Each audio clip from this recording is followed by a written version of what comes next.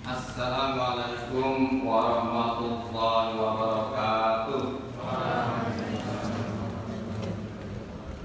Alhamdulillahilladzi nawwara qulubana bi tilawatil Qur'an wa zayyana akhlaqana bi jalil Qur'an wa hassana a'malana bi dzikril Qur'an wa bayyana wujuhana bi barakatil Qur'an wa nawwara abdanana bi nuril Qur'an wa najjana minannar bi karamil Qur'an wa adkhalana jannata bi syafa'atil Qur'an. Wassalatu wassalamu ala man anzala alaihi Qur'an wa ala alihi wa sahbihi alladzina amanu wa 'allamu Qur'an. Amma ba'du. Asatidz rahimakumullah, saudara semuanya yang dirahmati Allah Subhanahu wa taala yang saya hormati. Alhamdulillah wa syukurillah pada pagi hari ini atas ridho dan karunia Allah Subhanahu wa taala kita semua dipertemukan dalam keadaan sehat walafiat di tempat yang baik dalam acara yang baik. Insyaallah semuanya akan diridhoi oleh Allah Subhanahu wa taala. Amin Allahumma amin. Jadi ceritanya saya di sini lebih kepada ikut berbahagia, bersyukur atas keberhasilan Ustaz Marianto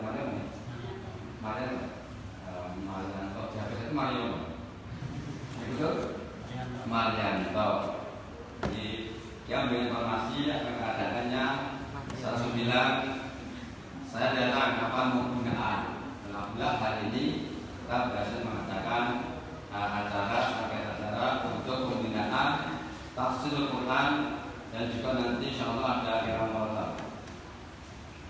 Hadirin berbahagia, Allah Subhanahu wa taala berfirman, A'udzu billahi minasy syaithanir rajim. Warattilil Qur'ana tartila. Tartila. Tartila. Dan bacalah Al-Qur'an dengan sebenar-benar membaca.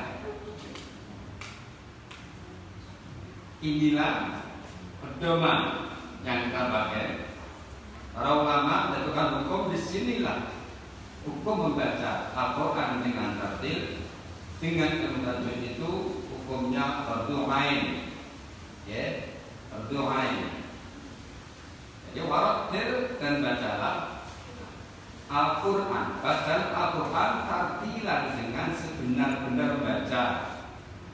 Kalau di sini ada bahasa Arab, tartilan itu dalam grammar atau sorofnya itu menjadi maf'ul mutlaq. Maf'ul mutlaq itu fungsinya adalah menguat kata kerja. Warattil, ya, warattil dan bacalah dengan sebenar-benar membaca. Sebenar-benar membaca, baik membaca huruf ke huruf dengan ilmu tajwid ataupun dari segi makna dan juga tafsir, itulah sebenar-benar membaca.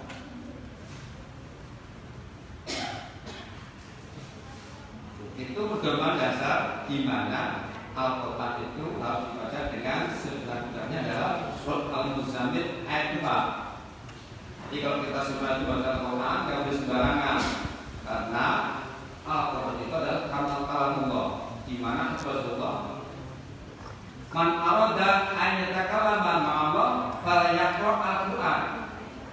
Barang siapa yang ingin berbincang-bincang dengan Allah, maka baca Al-Quran. Berarti kita kalau baca Al-Quran itu hakikatnya sedang berbincang-bincang sama Allah. Ya. Maka memerintahkan warattilil Qur'ana tartilan, dan bacalah dengan sebenar-benar baca. Siapapun yang membaca karena niat karena Allah, Allah memerintahkan agar kita membacanya yang sungguh-sungguh. Mau cepat, mau lambat, mau sedang, yang penting tartil. Ya, ini pedomannya. Kedua, kita disunahkan ya membaca di sini hadis Rasulullah, Innallaha yuhibbu an yuqra'al Qur'an kama unzila. Sesungguhnya Allah sangat mencintai, sangat menyukai apabila Al-Quran itu dibaca sesuai dengan apa yang diturunkan. Kita, apa yang diturunkan. Pertanyaannya, seperti apa yang diturunkan? Seperti apa sih yang cinta Allah? Allah sangat mencintai apabila Al-Quran dibaca sesuai dengan apa yang diturunkan. Nah, dari situ nanti kita akan bicara bahwa Al-Quran itu banyak mazhab, banyak imam. Nah, selama ini ya, ada semua membaca Al-Quran mengikuti imamnya siapa. Asalnya semua ini mengikuti imam siapa, yang diikuti siapa, istilahnya sanadnya mengikuti siapa. Karena Al-Quran itu diturunkan, diwahyukan kepada Nabi Muhammad itu awalnya dulu hanya untuk satu bahasa atau satu huruf, yaitu suku Quraisy. Karena Rasulullah adalah suku Quraisy. Lalu Rasulullah minta maaf, mohon maaf tidak sama Jibril supaya sampaikan kepada Allah bahwa umatku banyak suku, umatku banyak suku. Lalu berkembang, akhirnya dikenal dengan Al-Quran diturunkan dengan 7 huruf. Dan semua itu dipengaruhi dengan adanya dialek-dialek suku Arabi, bukan dari kita. Sehingga dalam bahasa Quran itu Qurannya tetap satu, tapi cara membacanya adalah ada yang berbeda antara satu dengan yang lain. Akan tetapi semua sampai Rasulullah. Jadi generasi terus yang terus membaca Quran kalau di pesantren itu syaratnya untuk belajar yang lain itu adalah harus dihafal Al-Quran. Pada hari ini akan saya katakan bahwa panjenengan semua itu baca Al-Quran ya, kalau belum tahu mengikuti Imam Asim, qiraatnya Imam Asim yang diriwayatkan oleh Imam Hafs. Ya. Nanti saya bahas itu siapa. Jadi kalau kita bicara tajwid itu tajwid siapa masih tajwid jelas. Yang jelas ini yang diturunkan seperti apa? Ya sebagaimana malaikat Jibril itu menurunkan kepada Rasulullah, Rasulullah pada sahabat, kepada sahabat, sahabat kemudian kepada tabi'in, tabi'in kepada tabi'in, jamil ruqina ila yaumil hadza. Insyaallah kata kita semuanya itu seendero Indonesia ini semua untuk proses belajar mengajar menggunakan bacaan Imam Hasyim. Itu karena nanti ilmu banyak, tapi perlu juga nanti hanya semua belajar yang lain. Kalau sudah yang satu ini menguasai, supaya rusak.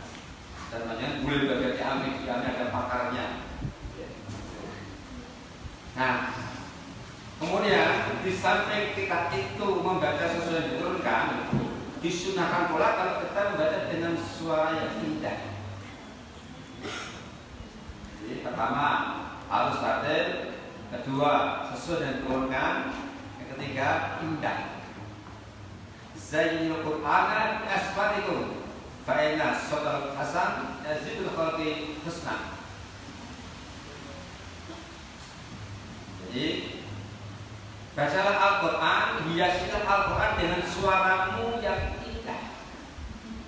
Karena suara yang bagus atau yang indah itu akan menambah keindahan Al-Quran itu sendiri. Tentu berbeda nih kalau kita baca dari tempat pemorotan beda, itu memang disunahkan, ya, disunahkan. Berikutnya, tapi jelaskan bahwa membaca Al-Quran dengan tartil. Ada pertanyaan, mahwa tartil? Apakah itu tartil? Ya. Saya mengambil merujuk kepada tafsirnya Sayyidina Ali at-tartilu wa tajwidul huruf wa ma'rifatul huruf. Jadi yang disebut dengan tartil adalah tajwidul huruf wa ma'rifatul huruf. Ya. Ini perintahnya qarattilil Qur'ana tartila. Berikutnya tartil itu apa? Tidak, tartil itu apa? Apa yang tartil? Tartil wa tajwidul huruf. Ini salah titik ya. Ya, enggak ada titiknya. Itu juruf gitu ya. Tapi titiknya dihilangkan. Tajwidul huruf wa ma'rifatul huruf. Bukan juruf tapi huruf. Yaitu membaguskan hak-hak huruf dan mengetahui di mana harus berhenti. Jadi kita baca Al-Quran di samping tajwidnya bagus, kita juga harus tahu di mana harus berhenti. Atau bisa disebutkan bahwa yang namanya tartil itu ada dua komponen besar. Satu tajwidul huruf, yang kedua wa ma'rifatul huruf. Jadi membaguskan hak huruf, yang kedua mengetahui di mana harus berhenti. Berarti itu memahami makna apa yang kita baca. Walaupun kebanyakan bahkan sudah mulai pun belum bisa menerjemahkan. Tapi nggak apa-apa karena prinsip belajar Al-Quran itu talaqi dengan guru yang baik, sehingga nanti dia akan mengikuti makhluknya sesuai dengan gurunya. Itu juga sudah boleh. Jadi tidak semua tahu, tapi ada yang tahu. Karena apa? Kalau sampai Al-Quran itu kita nggak tahu berhentinya sembarangan, maka akan merusak makna bacaan. Ya. Kalau yang belakang dengar nggak? Dengar ya? Dengar ya. Jadi saya berhenti dulu ya, berdiri ya. Saya berdiri. Contohnya begini. Ada pepatah, ada kalimat bahasa Indonesia begitu. Kalau kita salah menggal, mesti artinya juga berbeda. Contoh begini. Purwodadi Boyolali Bojonegoro kotanya indah. Kalau panjenengan salah menggal, bacanya jadi Purwo dadi Boyo lali bojo. Itu salah menggal. Beda. Negaranya indah, nyambung, kita nggak nyambung. Itu, jadi pertama kita tajwid bagus, kita juga harus tahu di mana berhenti. Pak, carikan teman-teman. Kata siapa itu jagoan saya itu. Pak, cari antem-anteman, beda kan? Ya kan? Pak, carikan teman-teman. Jadi Pak, cari antem-anteman.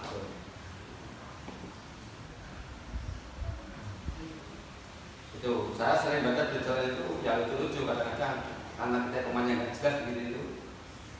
Jual es campur bakso. Rasanya kayak apa? Jual es campur terus jual bakso. Nggak ada sikapnya ini. Jual es campur bakso.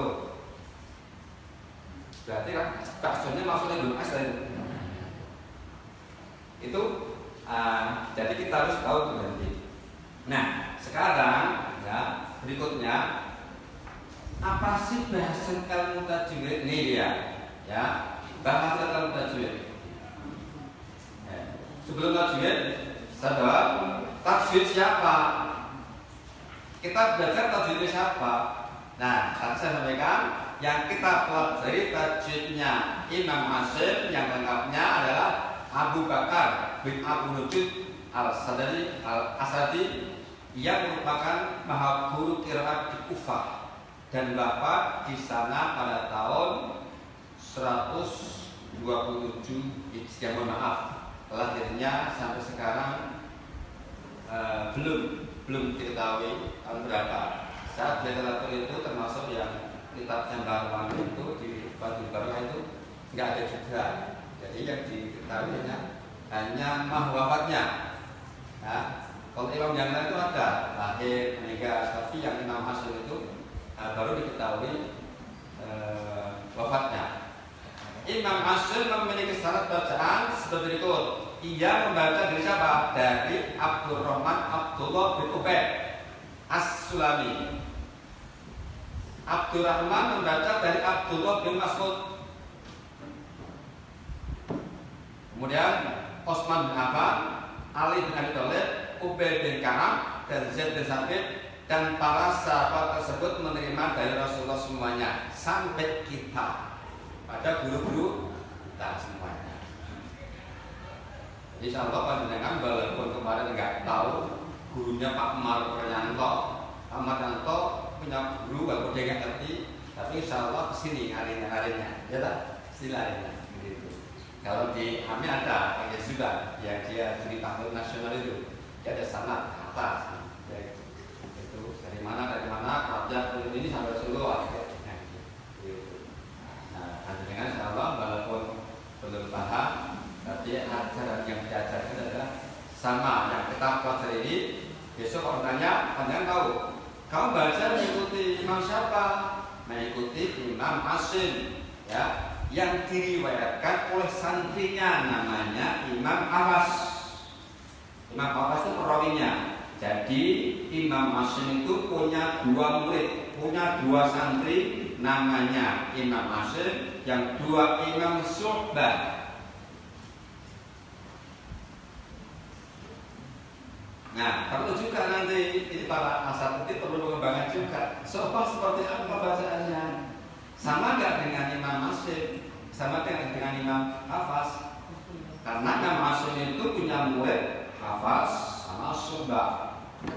Ya, pada prinsipnya banyak yang sama, tapi ada yang berbeda, dikit-dikit nanti. Nah, jadi panjenengan kalau mendengarkan bacaan imam yang lain, nggak usah lagi, apalagi nyalahkan. Sekarang era digital, era informasi yang tidak terbendung lagi, dikit-dikit nyalahkan. Belum lama ada Quran disalah-salahkan, ini salah, ini Quran salah ini, maksud begini, itu begini. Padahal itu bukan Qurannya Imam Asy'ari, Imam Waros, ya jelaslah. Urusannya beda, ya. Sampai tulisannya. Sampai tulisannya. Iya, karena memang didesain imam, didesain itunya gitu. Ini begini. Nah, iya, memang beda. Orangnya memang didesain untuk imam ini. Gitu. Nah, jadi ada yang Quran yang Imam Waros didesain baca Imam Waros itu memang berbeda.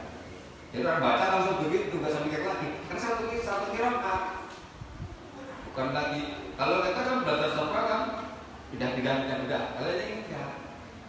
Ini yang misalkan saya baca babnya kolon aja, ya bisa gitu kan sekali cuma kolon gitu. Nanti ya kolon kan alaihimu semua yang menjamakan disilahkan gitu. Ada dibaca biasa sama begitu. Ada dibaca waktu walai saja, ya biarkan aja. Kalau dia udah tahu ilmunya biarkan aja. Tapi kalau enggak jangan ikut-ikutan. Harus dengan dulu prinsipnya ini, ya. Jadi dikenal dengan qiraat 7 atau qiraat 7. Kalau berkembang lagi menjadi berapa? 10 berkembang lagi 14, banyak. Dan semuanya sampai Rasul Dokter. Tapi panjenengan cukup satu dulu, dan ternyata di Indonesia ini masih beribu-ribu mungkin jutaan yang belum bisa membaca Quran dengan pas. Saya tadi pagi bina khotib 30 juta lebih, semuanya 80% awam baca aja belum. Tapi terpaksa belajar juga, ya tambah sebaik khotib mungkin gitu, karena keadaan gitu. Nah, makanya saya buka diklat untuk itu supaya berguna, ya. Jadi ini yang kita pahami, ya. Jadi panjenengan lebih mantap sekarang sudah tahu yang diikuti, ya. Kalau malah main panjenengan ikut Pak Maryanto bacaannya begini itu. Nah, atasnya kuali ujungnya sampai Rasulullah itu adalah di sini adalah kita mengikuti bacaannya Imam Asy'ari yang dibawakan atau diriwayatkan oleh Imam Hafiz.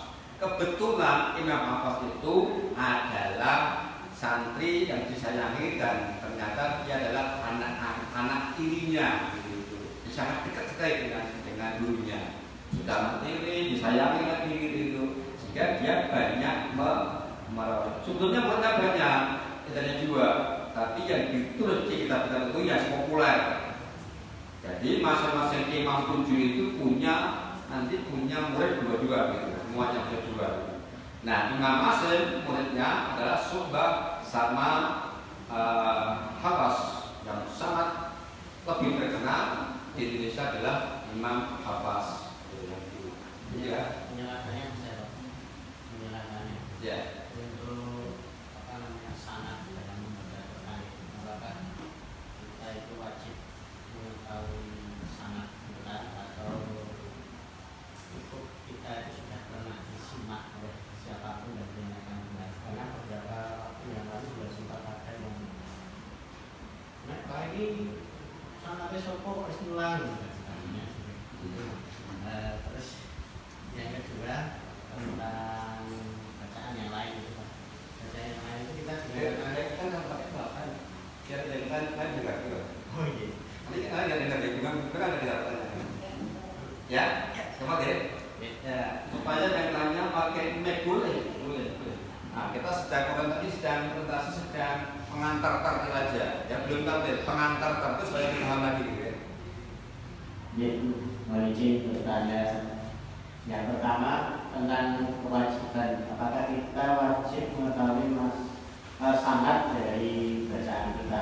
Kalau misalnya sudah pernah disimak Pak Yazid atau Pak Maryanto itu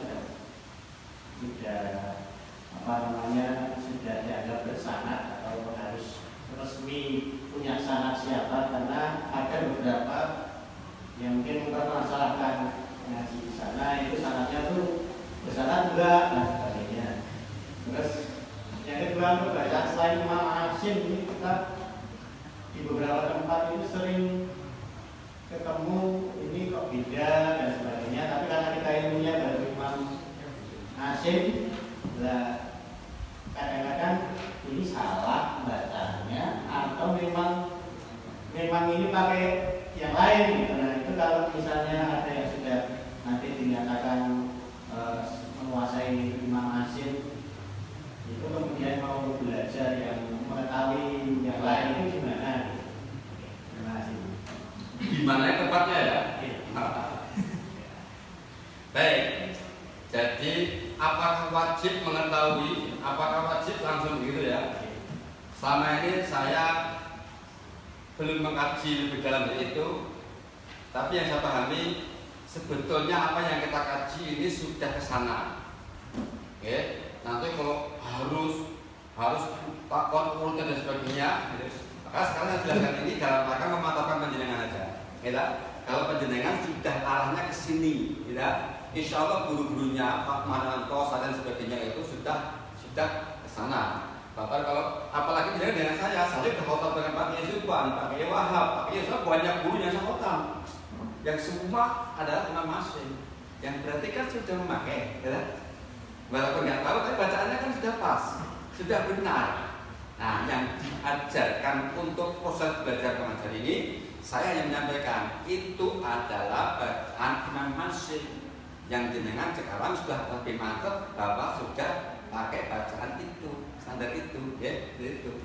Nah, walaupun menurut keberapa ya kita sudah bersana ke sana gitu, walaupun mungkin 1000 langkah gitu atau 1.000.000 urutan gitu, tapi kita ke sana.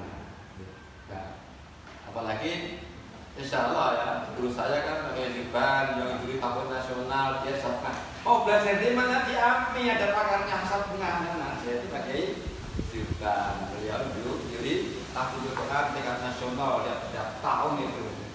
Mungkin Imam Prof juga lomba dia mesti ikut gitu. Nah itu adalah itu sekarang yang dia adalah anggota AMI, tenaga pengajar di AMI sejak 2013. Nah, 2012 dia bergabung dan bagian dia memang pengamangan semacam itu. Tapi ngapunten kalau belajar imam yang lain, jelas sini kami. Ya. Jadi ketika Ramadan saya katakan itu, akhirnya tinggal satu orang yang boleh ikut. Kalau bacanya belum pasti mesti nggak boleh ikut rusak. Ya. dan tidak ada kewajiban harus belajar semuanya. Kira itu hanya itu sebuah pengetahuan, sebuah ilmu yang ternyata Islam itu indah. Dari baca Al-Quran sudah berbeda, banyak perbedaan dalam pengucapan bahasa. Dan insya Allah dari si makna nggak terlalu berbeda, semuanya sama karena semua disampaikan oleh Rasulullah. Maka ketika zaman sahabat pun pada mau berantem waktu itu. Karena apa? Sahabat itu tidak mau beramalnya kalau nggak lihat contoh Rasulullah. Tapi tidak semua sahabat mendapatkan ilmu yang sama, kan begitu, ya. Dan sahabat A mendengarkan bacaan Rasulullah semacam ini, sahabat B semacam ini, sahabat C semacam ini, kan begitu ya. Nah, mereka mau berantem. Nah, ketika itu saudara-saudara enak, kamu menghina Al-Quran, kamu yang menghina. Begitu semua datang kepada Rasulullah, coba kamu baca, coba kamu baca, hakada, semua benar. Ya gitu ya, kamu juga benar loh. Tapi nggak mungkin berantem dia di sana itu, karena ada Rasulullah. Cukup tak bayun, kita menghadap Rasul. Nah, kalau sekarang gimana? Kita menghadap ulama, menghadap pakarnya, menghadap ahlinya. Ya, jadi panjangnya kalau mendengarkan Quran nanti bacaannya, model ke misalkan juga mendengarkan Araital ladzi. Ini kira yo langsung diskualifikasian begitu. Ya iya, kalau lembahnya memang sempit jelas. Tidak? Ya, itu. Tapi kalau harus bacanya begitu, ya. Imam Waros nanti pas mat jais, mat wajib semua 6. Kalau masuk tidak 4 boleh, 5 boleh. Toreknya apa? Satiti. Jadi memang kita tahu. Kita sekarang ini panjenengan belajar ini mengikuti Imam Asy'ari, riwayat hafaz, toreknya siapa? Toreknya Satiti. Jadi bacaan itu ada imam, ada imam, ada rawi, ada torek, begitu ya. Gitu. Yang kita kaji ini memang mengikuti Imam Satiti namanya, toreknya, yang mempopulerkan. Nah, begitulah sejarah tentang Al-Quran. Terus mantep ya, dan ngerti ya. Tetapnya siapa? Imam Asy'ari. Ciri mana siapa? Perawinya hafaz. Itu hafaz punya murid, punya torek, mana Pak? Satiti. Ada kitabnya, tinggal beliau itu. Saya lihat kitabnya, tinggal belajar. Nah gitu. Nah ini kemudian, kita belajar bahasa tentang tajwid. Apa sih tajwid bahasanya? Itu 61 makhluk tajwid. Satu makharijul huruf. Jadi tajwid itu meliputi 1 makharijul huruf, yaitu tempat-tempat keluarnya huruf. Dari mana keluarnya itu disebut makharijul huruf. Kemudian 2 sifatul huruf, karakter. Nanti yang menyampaikan ini Bapak Pun nanti ya, setelah saya nanti. Karakter huruf, masing-masing huruf itu mempunyai 5 karakter minimal. Contoh alif atau hamzah itu punya sifat jahr, punya sifat syiddah, punya sifat istifal, intita, ismat, itu minimal 5 itu. Di buku tajwid itu sudah ada itu, maka yang punya sudah ada itu di dalam maksud itu. Kemudian ahkamul huruf, itu hukum-hukum huruf itu dibaca tebal, dibaca tipis, dibaca dengung, dibaca tegak, itu masuk kelompok ahkamul huruf. Ya, ahkamul huruf. Jadi tahapan keilmuan ini guru harus tahu, ini ustaz harus tahu, ya. Tahu. Kemudian yang keempat ahkamul maddi wal qasri, yaitu hukum-hukum panjang dan pendeknya huruf. Nah, itu yang bahasanya ada 14. Kalau panjang diambil buka jurusan tahsin, ya, tahsin dan kajian tajwid. Nanti ujiannya ada ujian tertulis, yaitu 20 kali pertemuan. 20 pertemuan itu 1 semester, tajwid satu buku dikaji dalam 2 semester. Jadi 40 kali pertemuan. Dengan insyaallah ya. Kemudian 5 gharaibul kalimat atau bacaan-bacaan perkecualian. Ya, ada sakta, ada nakal, ada isma, itu adalah bagian tajwid. Kemudian fawaqi'us suwar, yaitu huruf-huruf pembuka surat yang nanti insyaallah yang selalu saya jelaskan di sini. Saya jelaskan yaitu bagaimana terjadinya, kenapa dibacakan dan sebagainya itu. Sehingga kalau sekarang sudah tahu bacanya, tapi secara teori, secara ilmu seperti apa itu nanti kita kaji. Baik, berikutnya adalah waqaf. Maaf ini kemarin ringkasan lebih tidak. Pak, coba Pak Barkoni sudah siap belum Pak? Sudah masuk gitu.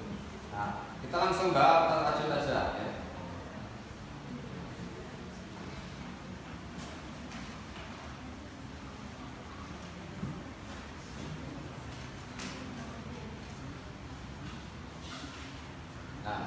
Waqaf itu bagasan ini ada waqaf intidori, waqaf iltirori, waqaf ikhtibari, dan namanya waqaf ikhtiari. Itu kalau kita bahas tentang waqaf, tapi nanti ini terlalu lama di cukup kita secara hari ini atau pagi hari ini kita akan bahas ilmu tajwid saja ya. Waqaf iltirori yaitu waqaf yang terpaksa, harus berhenti karena terpaksa, yaitu terpaksa karena mungkin batuk, karena nafasnya pendek, yaitu namanya waqafnya waqaf iltirori. Intidori, waqaf intidori itu adalah ini tadi untuk pembaca-pembaca yang meramu beberapa imam. Ya, jadi dari ngasim pindah ke kolon, kemudian pindah ke itu namanya waqafnya ini dari menunggu untuk berganti imam, menunggu untuk berganti bacaan yang lain. Itu namanya waqafnya intidori, ini terus menunggu. Kemudian yang ketiga ikhtibari. Nah, ikhtibari itu diuji.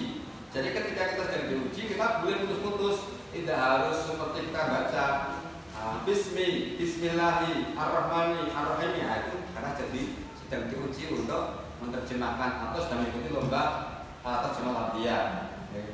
Dan yang kita pakai setiap hari di sini makanya waqaf ikhtiyari, waqaf yang dipilih. Tuh. Nanti panjenengan di situ terus ada waqaf ikhtiyari itu dibagi menjadi 4. Yaitu waqaf tam, waqaf khafi, waqaf hasan, dan waqaf qabih. Itu. Saya belum bahas itu.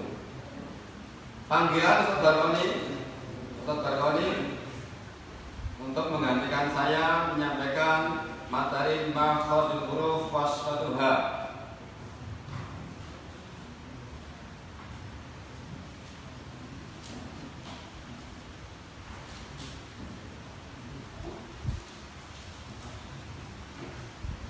Baik, sebelum Pak Barkoni masuk, dan saya sampaikan bahwa nggak clear aja, clear nggak? Oke, ya. Makhorjul huruf itu dibagi menjadi satu makhraj batin halqi, yang itu bapak itu ya. A, H itu letaknya ada di tenggorokan yang paling dalam. Ya. Dilafalkan dengan jelas dan kuat. A, I, U, A, I, U. Gak boleh ayu, gak boleh ya. Ayu, gak boleh. Baik berharakat fathah, baik berharakat dhamma, ataupun berharakat kasroh, karena dia punya sifat jahar. Ya, jahar itu keras, menggelegar, kemudian cetok, ya, syiddah kuat. Itu coba kita hafalkan sambil nunggu.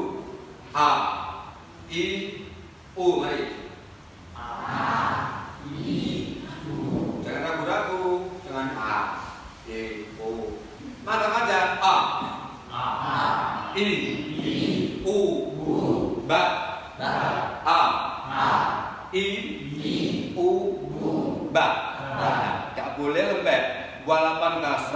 tidak boleh lembek karena itu sifatnya harus kuat.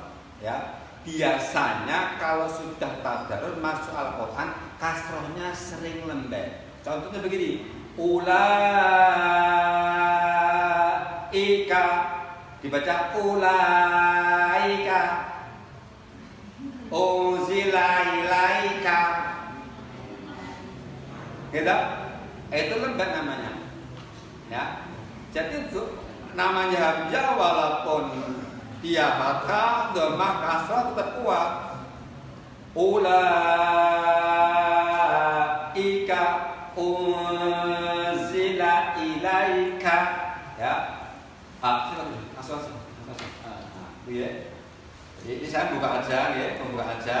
Nanti yang akan melanjutkan menyampaikan adalah Ustaz Muhammad Barwani. Nanti ya, karena kita bertiga ya, bagi-bagi ya, dibagi. Oke, kepada Ustaz Barwani langsung aja dengan jelaskan tentang makharijul huruf, ya, Asy-Syaddah sampai zuhur. Dari saya cukup dulu ya, sambung yang nanti setelah dulu. Oke. Assalamualaikum warahmatullahi wabarakatuh.